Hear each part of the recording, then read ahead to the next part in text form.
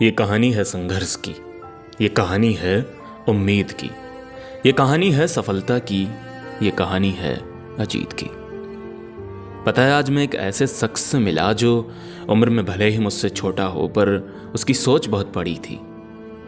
उसकी बातों से ऐसा कभी महसूस ही नहीं हुआ कि वो 13 साल का ही है। उम्र भले ही छोटी हो, पर इंसान की सोच बड़ी होनी चाहिए, और वो बखूबी उसमें दिखाई दे रही थी। वो किसान परिवार से है। खेत में काम करने के साथ साथ ही पढ़ाई में वो अव्वल नंबर रहता है हमेशा, चाहे कोई खेल हो या फिर कोई खेती का काम, पतंगबाजी लूटनी हो या फिर चाहे अकेले में बैठकर पढ़ाई करना, हर चीज़ में नंबर 1। इंसान संघर्ष से बड़ा बनता है।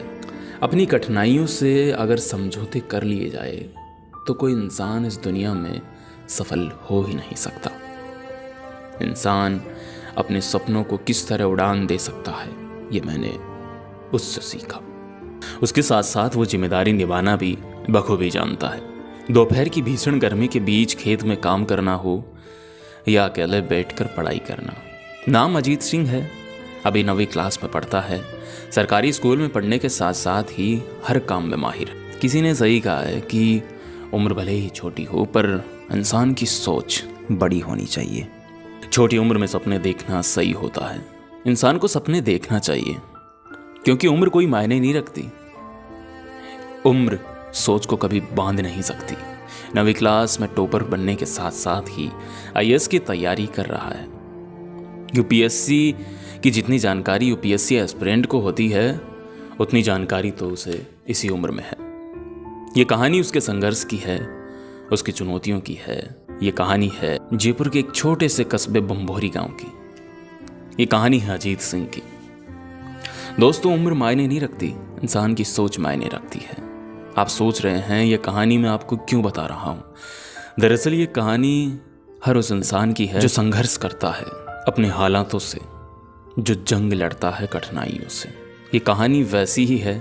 मुझे उम्मीद है अजीत को जीत मिलेगी। मुझे उम्मीद है।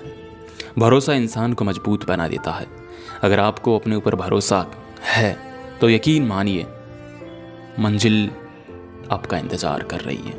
अगर आप प्रयास करते रहे, आगे बढ़ते रहे, बिना रुके, बिना डगमगाए, उस रास्ते, उस पथ पर दौड़ते रहे, तो यकीनन बहुत जल्द आप वहाँ तक पहुँच जाएंगे।